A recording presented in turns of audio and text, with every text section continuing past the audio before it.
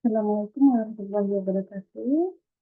Selamat siang rekan-rekan mahasiswa dan mahasiswi secara online dimanapun Anda berada. Baiklah, pada kesempatan ini kita akan melaksanakan surat 4, di mana seharusnya dilaksanakan pada minggu kemarin ya, karena beberapa kendala, itu server UP-nya down ya, sehingga kita tidak bisa melaksanakan surat 3 melalui Diku Batam ya. Kemudian ditunggu-tunggu juga ya, karena udah reschedule beberapa kali, namun tidak bisa juga ya, tetap seperti sebelumnya ya, error juga. Nah, saya reschedule untuk dalam minggu ini, yaitu hari Rabu. Ada lagi kendala karena di tempat saya ini ada pemadaman listrik berguling, sehingga susah untuk saya menentukan atau menetapkan kapan kita melaksanakan WA melalui Google Meet dan lain sebagainya. Nah, sekarang saya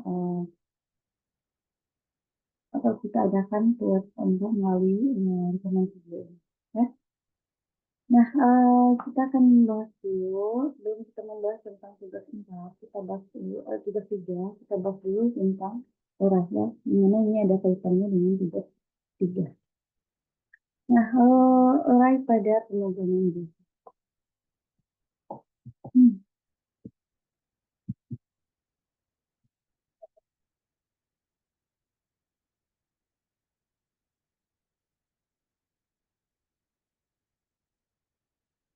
Nah, yang pertama kita sedikit mengenai tentang ini. Sebelum kita masuk kepada materi era ya, sedikit kita beri gambaran atau deskripsi ya.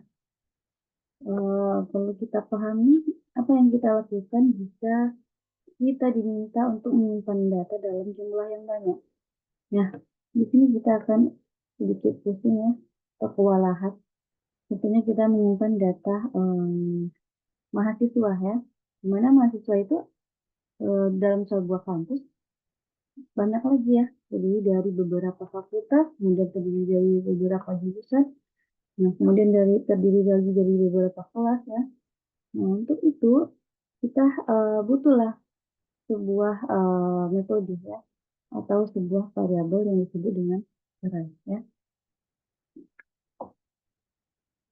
Mana array ini merupakan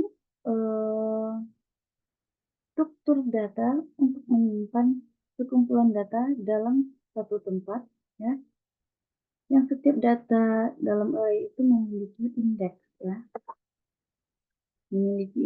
sehingga kita akan lebih mudah untuk memprosesnya. Nah sekarang kita gunakan array ini, fungsinya yaitu yang pertama, array ini digunakan untuk menyimpan data-data yang diinputkan masing-masing ke dalam memori komputer.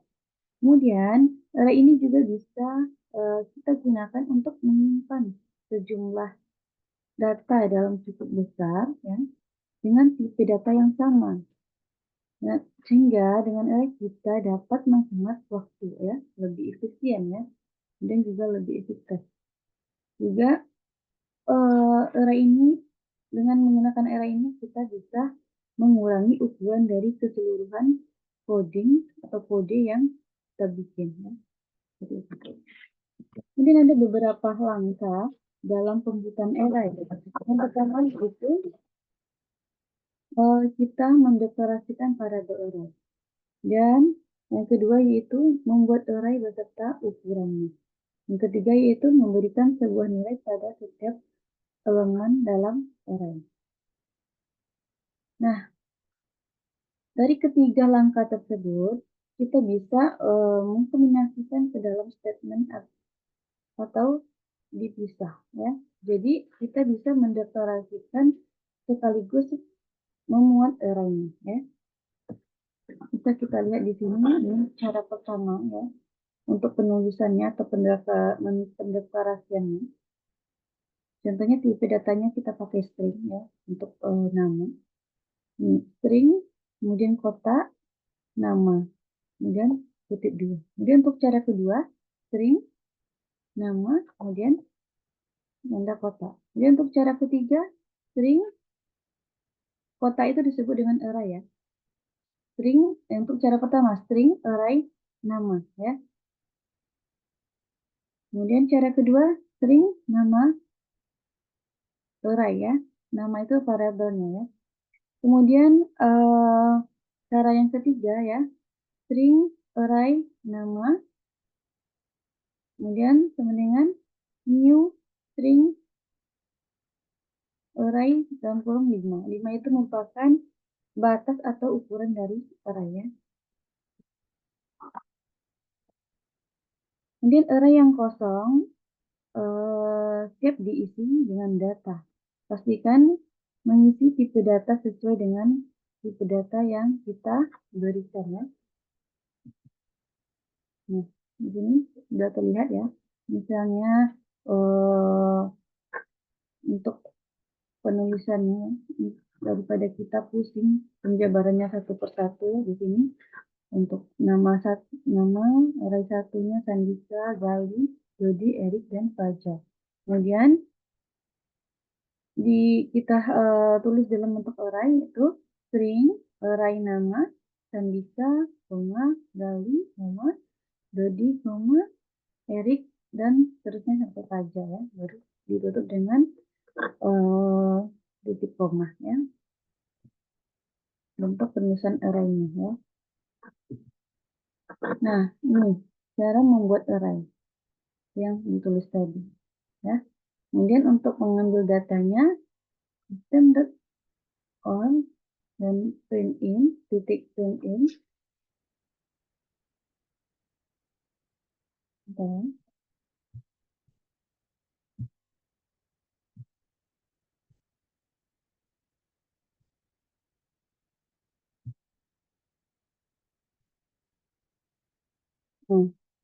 di sini dilihat bahwa untuk indeksnya ya, untuk mengetahui indeksnya ya dari array tersebut bisa dilihat bahwa Sandika ini merupakan indeks 0 ya. Indeksnya itu dimulai dari 0 ya. Sandika ini merupakan indeks 0, Gali merupakan indeks 1, kemudian Dodi merupakan indeks 2.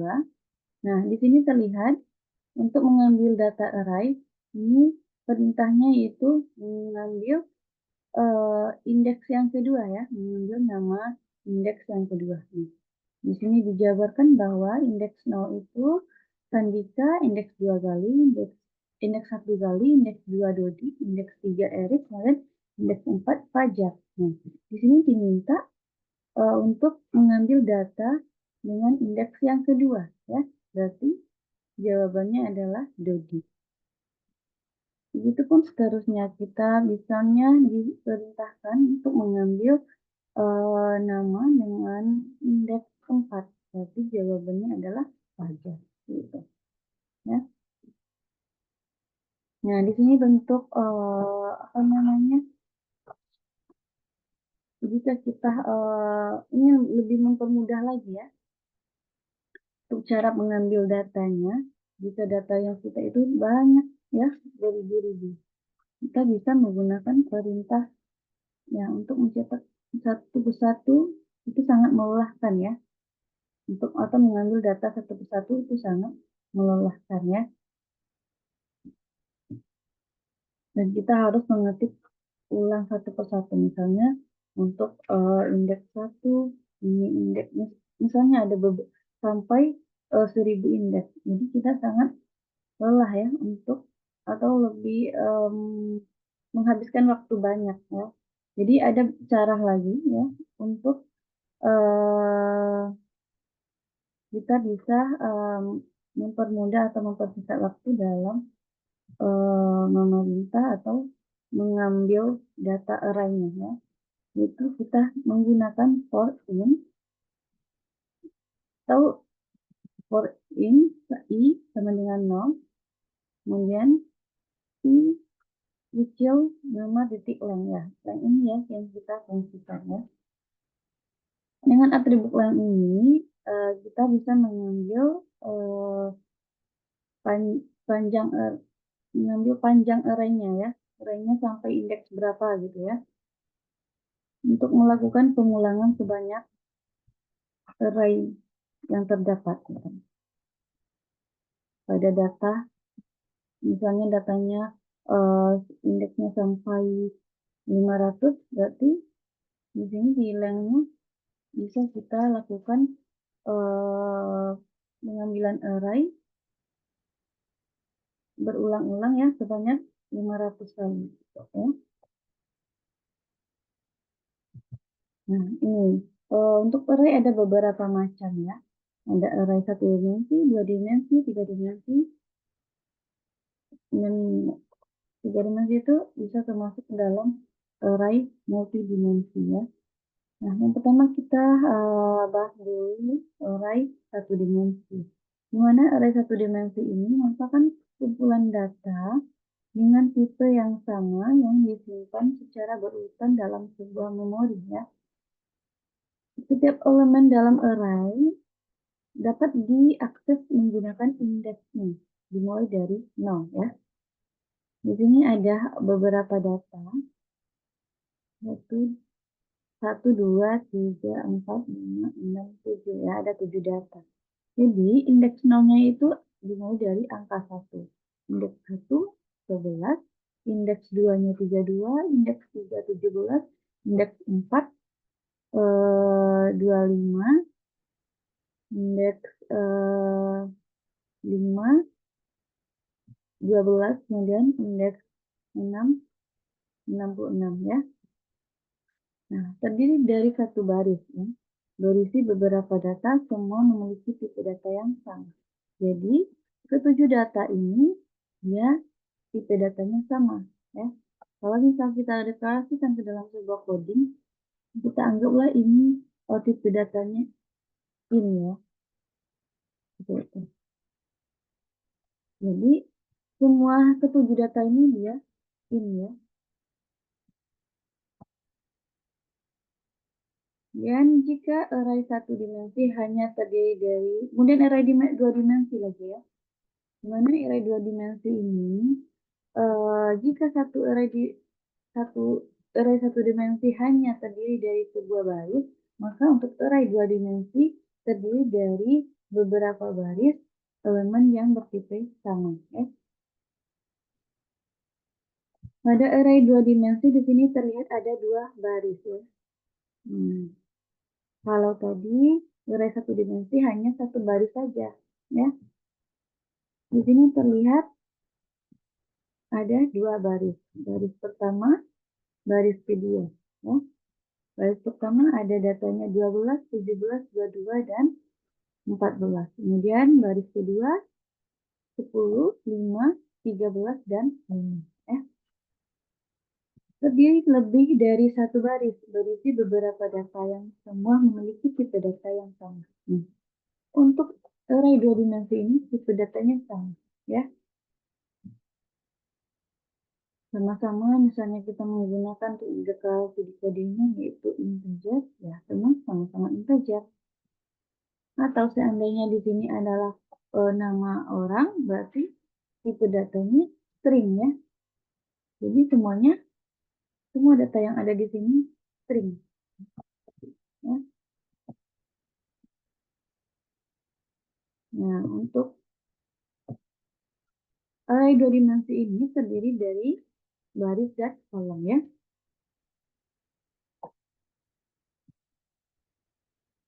Nah, seperti ini terlihat ya. Untuk penjabarannya. Nah, ini dia terdiri dari 4 kolom ya. Dimana kolom 1 itu merupakan indeks 0, kolom 2 indeks 1, kolom 3 indeks 2, dan kolom 4 indeks 3. Nah, kemudian di sini ada 2 baris. Dimana baris pertama itu merupakan indeks 0, ya.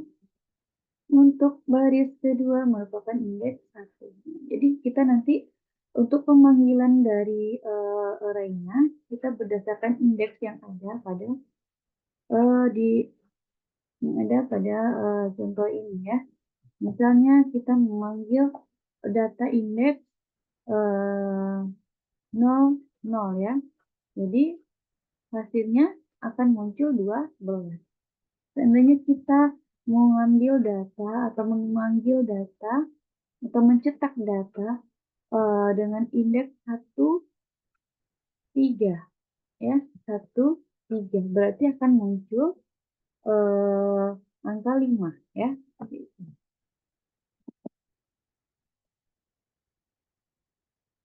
Kemudian array 3 dimensi ya. Sama juga dengan array multidimensi. Mana array 3 dimensi ini dapat dibayangkan sebagai sekumpulan data dari beberapa array 2 dimensi atau 1 dimensi. Setiap elemen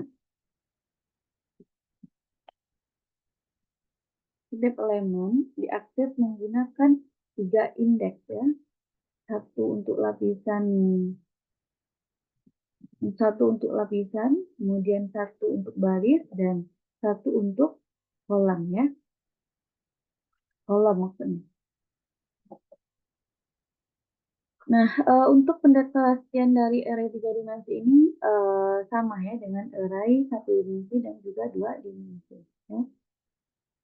Bisa untuk lebih jelasnya, bisa kalian lihat materi yang ada pada uh, materi yang ada di perpustakaan UT ya. Di situ sudah lengkap penjabarannya tentang array 3 dimensi ya.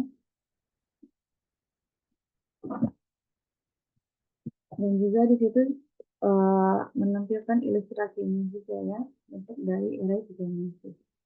Nah, kita langsung masuk ke tugas 3 ya. Dimana tugas 3 ini merupakan ya masih sama dengan tugas 1 dan 2, yaitu kita membuat sebuah program penggajian ya atau aplikasi penggajian di mana kita masih menggunakan soal yang sama dan di sini kalau untuk tugas 3 ini kita diminta menggunakan variabel array di mana untuk pemberian variabel array ini sudah ditentukan yaitu pada gaji ya, pada gaji. Gaji setiap golongan disimpan pada array gaji ya. Nah, di mana golongan A merupakan di mana golongan A ini merupakan indeks 0, kemudian golongan B merupakan indeks 1, dan golongan C merupakan indeks yang kedua. Begitu juga untuk variabel array pada lembur ya. Di sini ada presentasinya 30%, 32%, 34%, 36%, dan 38%. Nah, untuk lembur 1 jam, maka gaji lemburnya 30% dari gaji pokok. Ya. Jadi, untuk indeks nolnya, yaitu dimulai dari untuk gaji lembur ya. Indeksnya ini dimulai dari 30, indeks 1, 32, indeks 2, 34, indeks 3, 36, kemudian indeks 4, 38. Ya. Untuk inputan pada program adalah golongan dan jam lembur. Masih sama ya dengan tugas 2. Kemudian untuk outputnya tampilkan ke layar yaitu jumlah penghasilannya. Tetap sama dengan perintah tugas sebelumnya ya. Sebenarnya di sini ada tambahan untuk kita menggunakan variabel array. Ya. Nah, langsung saja kita ke bentuk programnya ya yang kita bikin codingnya.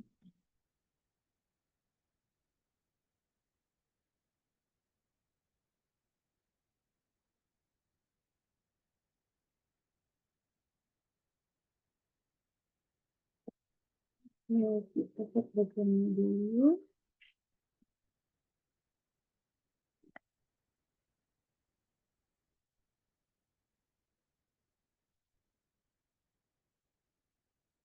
Nah, di sini terlihat ya, ini untuk tugas 2-nya kemarin ya. Tidak perlu pusing-pusingnya, kita cukup mengambil mengcopy dari tugas yang kemarin, kemudian ditambahkan variabel array ini. Ya. Kemudian seperti ini ya tugas 2 ini ya. Seperti ini kita di sini menggunakan fungsi if ya, fungsi atau kondisi if else atau else if. Ya. Jika if golongan A maka bapaknya 5 juta. Nah, itu harusnya.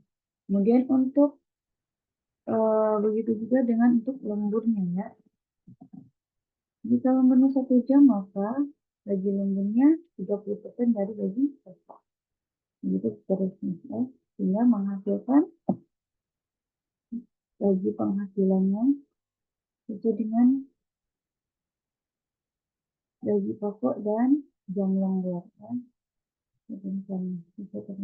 Kemudian untuk tugas 3 ini. Nah, penambahannya hanya di sini ya. Dimana untuk gajinya diberi variabel array ya.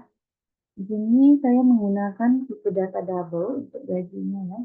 Double array gaji yaitu 5 juta, 6.500.000 dan 9.500.000. Di mana 5 juta ini dia golongan A ya. Merupakan indeks 0, kemudian 6.500.000 golongan B merupakan indeks 1 dan golongan C merupakan indeks 2 ya. Kemudian untuk tipe data dari lembur ya, lagi lembur ya, yaitu in. Di sini saya menggunakan in array lembur. Nah, di sini persentasenya ya, yang diarraykan adalah persentasenya. Yaitu 30% merupakan indeks 0, 32% merupakan indeks 1, 34% merupakan indeks 2, kemudian 36% indeks 3, kemudian 38% indeks 4 ya. Nah, untuk pendeklarasiannya ya. Nah, di sini array golongan karyawan. Untuk sebelumnya kita langsung menjabarkan ya. Untuk di tugas juga kita langsung menjabarkan. Namun, nah, di sini langsung kita jabarkan gaji pokok golongan A 5 juta. Kalau di sini sudah kita simpan tadi ya di array gaji, sehingga kita hanya melakukan pemanggilan saja ya. Karena tadi gajinya 5 juta itu merupakan indeks 6, di sini kita panggil saja ya. Jika golongan A, gaji pokoknya ya kita ambil atau kita panggil dia dengan indeks 1, gaji indeks 0 ya, maaf. Gaji indeks 6 ya. Begitu juga dengan golongan B ya. Golongan B tadi indeksnya 1. Seperti itu. Jadi kita simpan dulu di dalam array gajinya. Jadi nanti di pendeklarasian golongannya kita jabarkan, kita panggil saja berdasarkan indeks ini ya. Dimulai dari indeks 0 gitu ya. Kemudian begitu juga untuk lemburnya. Nah, untuk lembur begitu juga ya. Kalau kita lembur 1 jam maka dia tadi 30% ya, 30% dari gaji pokok. Nah, jadi untuk array lemburnya itu kita panggil saja dia kalau untuk 30% dia indeks 6 ya. 32% indeks 1, 36% indeks 2 ya. Ya, 34% ya. 34% indeks 2, 36% indeks 3, dan 38% indeks Nah, udah cuma menambahkan sedikit saja dari tugas 2 ya. Nggak perlu pusing-pusing ya. Cukup kita tambahkan variabel arraynya di sini ya. Nah, ini untuk deklarasi dari jumlah penghasilannya masih sama dengan tugas yang kemarin ya. Kita paste ya di sini caranya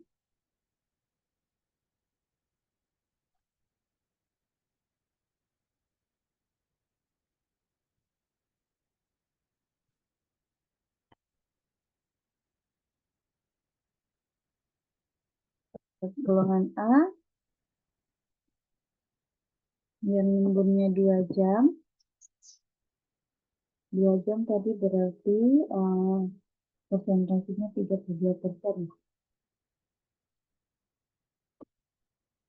Nah, ini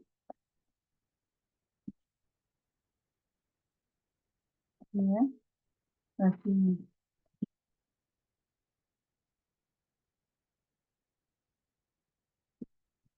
Ini bagi yang belum paham bisa lihat video ini ya. Nah, sekian pembahasan kita tentang array dan juga tugas 3 ya.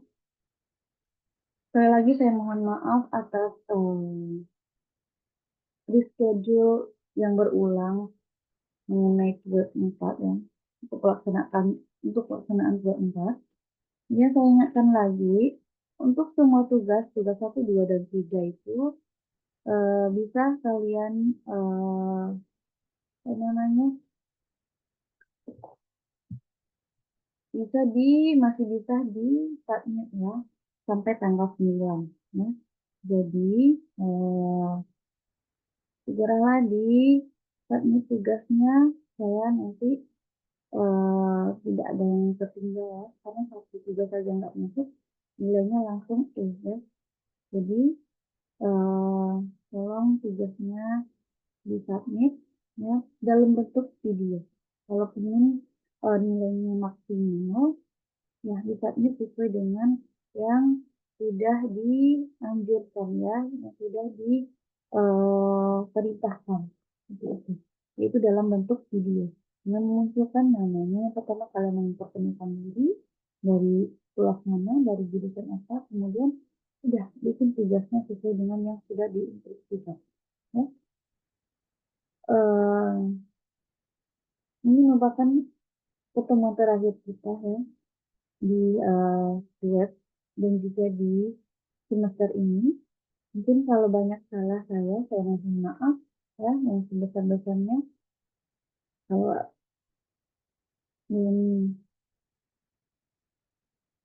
untuk tugasnya tolong segera di-submit sebelum tanggal 9 ya. 9 itu sudah saya jelaskan ya jamnya. Jadi tolong segera diselesaikan ya tugasnya. Untuk nilai yang senang dengan video ya. Sekian buat kita pada hari ini. Assalamualaikum warahmatullahi wabarakatuh.